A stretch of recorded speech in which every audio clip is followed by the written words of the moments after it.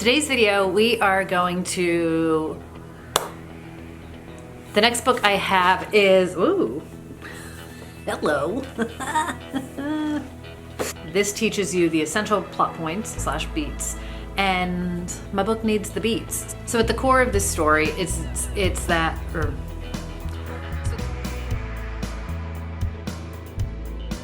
Hi everybody, it's Audrey and welcome back to Chapter and Converse. And if you are new here, welcome to the channel. And today's video is actually going to be about all things writing, and specifically my writing goals for 2020. So if you follow me, you know that I am a writer aspiring to be published, and I did National Novel Writing Month in November, so I have a solid 0 draft of a new project that I'm working on.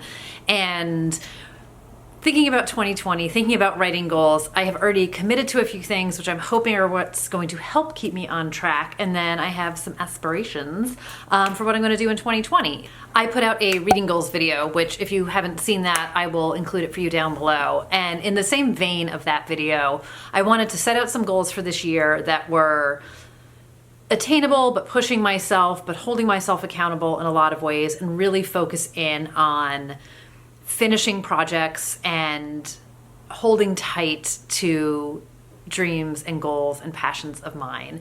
And I have been looser about things in the past, and I have learned that when I don't give myself deadlines, that I tend to sort of like lollygag around a bit with things. I have such high expectations for myself for 2020, and not to put pressure on myself in any kind of way, but also to kind of put pressure on myself in some ways. I have decided to lay out some goals, and to help keep myself accountable, I am going to shout them out to all of you guys. So here we go, my writing goals for 2020. So goal number 1 is probably the most obvious, which is to finish my writing project / book. I started a brand new project in November for National Novel Writing Month. It is still untitled. It is still called 0 Draft. I did like 75,000 words in November. I dabbled in it for a bit in December. I have dabbled a little bit in January. I'm probably around like 85 or 90,000 words at this stage of the game, but I'm in the zone now where like I definitely feel like I'm just sort of spinning my wheels, and I haven't finished it in the sense that like I haven't written that conclusive scene, and then I keep changing gears in the middle of the story about who got murdered, who did the murder, like that kind of a thing. So to back it up half a second, it is a thriller. It's an isolated mystery. I am far too superstitious to give any kind of plot details, character names, any kind of anything. What I will tell you is it is a circle of friends and a surrounding cast of characters who, for some reason, wind up somewhere away for a long weekend together, and somebody gets murdered. So I keep toying with sort of what their secrets are, what's driven them to sort of this point in their lives. Like I said, I have switched who got killed. I have switched who is the killer. I have written the scenes so that at this stage, almost everybody has been the killer. And I am not a plotter. I'm very much a discovery writer. But what I need to do is get to the point where I need to start to go back and outline it, because this is just how my brain works, start to plot things out, figure out where the holes are, and get into a solid first draft of this book. And from a goal standpoint, my goal is to have this done and dusted by June. Some people might think that sounds ambitious. Some people might think that sounds like a long ways away. The reason behind all of this, and this sort of ties into goal number 2, is I have already signed up for ThrillerFest this year. If you guys have followed me, you've heard me talk about this before. I've done some videos about my experience with ThrillerFest. This takes place every year in July in New York City.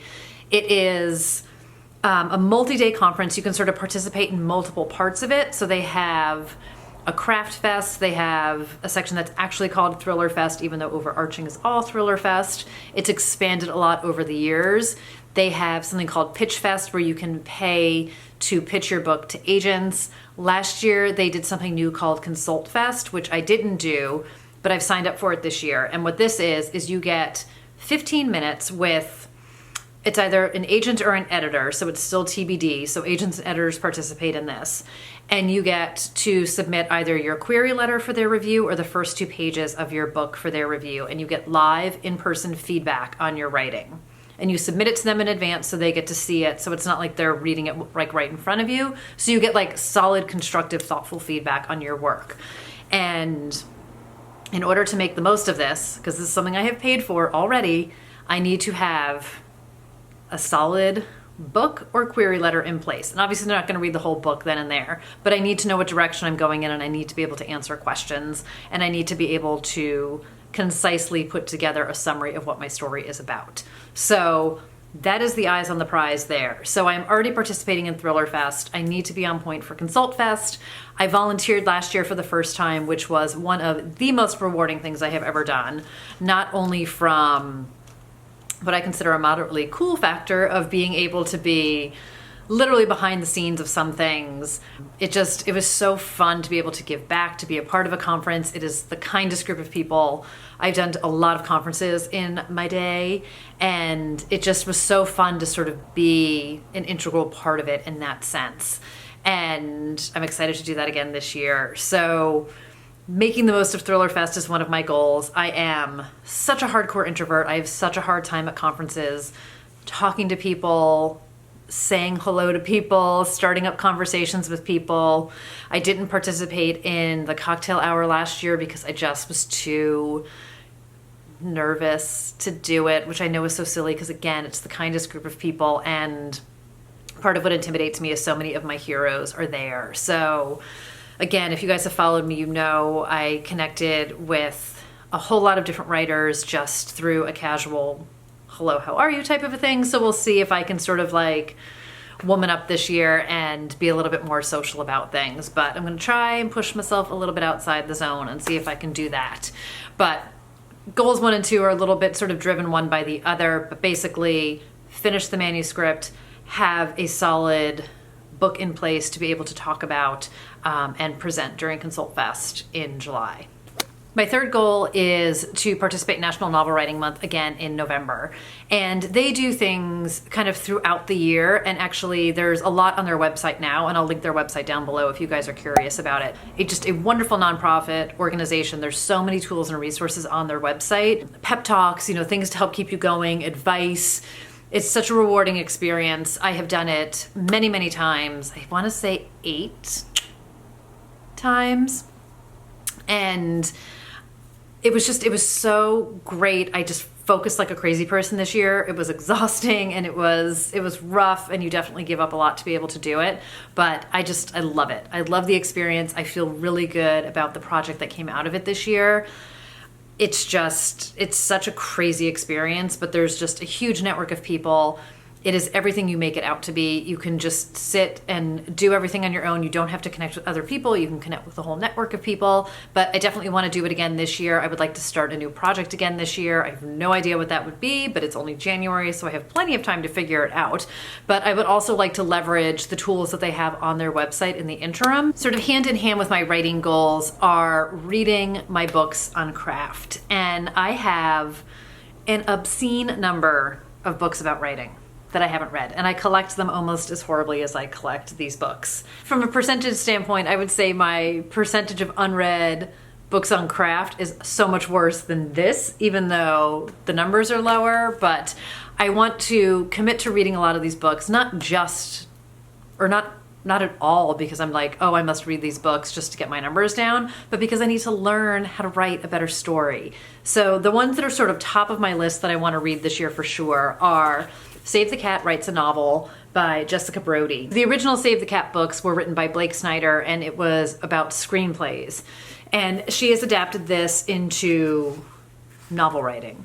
And it is anything and everything, supposedly, so I'm told, that you need to know as a writer. But it's the beat sheet. It talks about detectives, deception, rites of passage, the superhero, victory of the underdog, the love story, a little bit of magic goes a long way, the monster in the house, more than just a scary story, pitching, all of it. So I've heard so many tremendous things about this book as a holy grail for writers everywhere.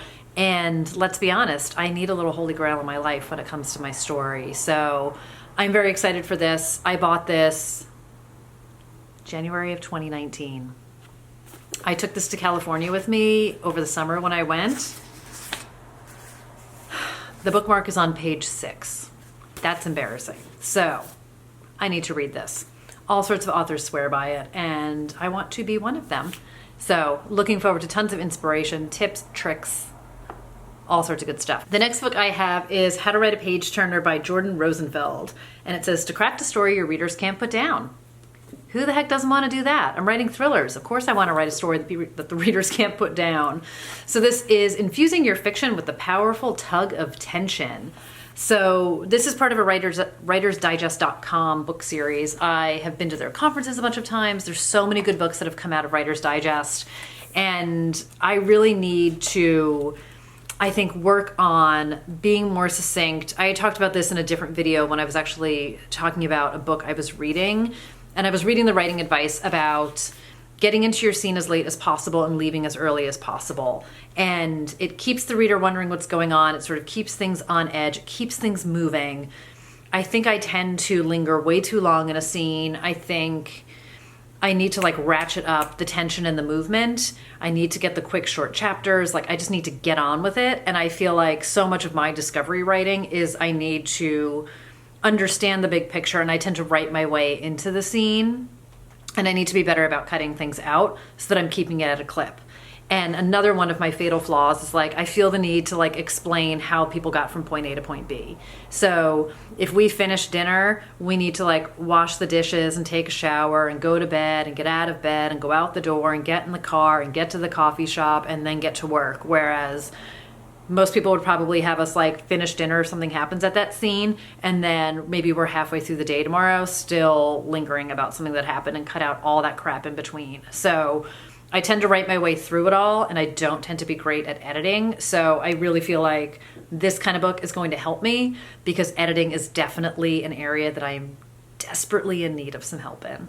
And then the last book, which I had to have and haven't opened yet, is called Stealing Hollywood. This book is giant, you guys. And this is by Alexandra Sokoloff. And this is Story Structure Secrets for Writing Your Best Book. So this is screenwriting tips for authors. So very much in the similar vein of Save the Cat. This is thinking about your book like a movie and learning from how movies are done to help you write a better story. And I have read also so many great things about this book. Multiple podcasts that I was listening to, there were multiple authors who talked about the structure from this book and how it helped them write their thrillers. And you would think I would have read this, but no. So there's so much in this book. It's like almost like, it's kind of like intimidating, but it's also like this giant ass workbook. But it's your premise, it's your idea. This talks about a 3-act 8 sequence structure. It talks about different methods for planning things out, whether it's like index cards or outlining. Talks about your hero and heroine, your villains, act 1, act 2, act 3, great climaxes, story elements checklist, narrative story beats. There's a lot of similar stuff in a lot of these books, and it's a lot of different approaches to it. I am someone who learns a whole bunch of different ways, but this is a book that I also think is just really going to help me up my game, and there's no excuse for not reading it, so I definitely need to make this a priority this year too. And I would like to be able to get to that solid first draft and then read these books and then go back to my book and do it that way, rather than like finish my book and then try and go backwards. So trying to kind of map things out how I want to do it, but I definitely think I need to be reading these books before I dive into like a really solid edit of my book. So that is where we're at with the goals so far for this year. I am sure they are going to shift as the year goes on. I'm going to add things to them as I get deeper into the story. I expect things are going to happen. When I talk about, wanting to have the book done in June, take advantage of my opportunity in July to get some feedback, and then ideally, hopefully, start to send it out at the end of the summer or in September. So we will see where we're at with things. All eyes are on my prize of July right now. That is my hardcore, drop dead, get it together, get it done, get it polished by a date. And then if I am actually done ahead of time, I can start to do some research on agents and those types of things. If I do it up to the deadline, then all that stuff can happen after the fact. But by the end of the year, I would love to have sent this out to a whole bunch of people. In the interest of manifesting my destiny, I would love to have an agent by the end of the year. That is a goal that's not 100% in my control, but I would like to do everything that is in my control to help make that happen. So this is what I would love to see for happening for 2020. I will keep you guys updated on things, and let me know if you're interested in these types of videos. I have heard from some of you guys that you would like to hear more about my writing journey. I hesitate to share too much if it's not content that you're interested in, but if you are, definitely let me know about that, because I'm happy to continue to share more, whether it's just the struggle of writing or it's maybe some vlogs or just some updates on things. Just let me know what you would like to see, because I'd be happy to share this part of it. It is not something I always see a lot of transparency on, and I've started to discover some AuthorTube channels. I've talked about Alexa Dunn before. I've really devoured a lot of her videos, and I really appreciate her transparency about the business, about the process, all of it. So it's definitely something I'm hugely interested in. But let me know if there's content that I can make writing-wise that would be helpful, or if you're a reader and you're here and there's reading content that I can make, let me know about that too, because I am here for you guys. So thank you so much for watching. If you're new here, definitely hit that subscribe button down below. Not only does it help my channel, but it helps me know that you guys are interested, like I said, in what it is that I'm talking about here. And I'll be back in a couple days with some more videos. Hopefully you'll be back too. Thanks for spending part of your day with me today, everybody, and I will see you in the next one. Bye, guys.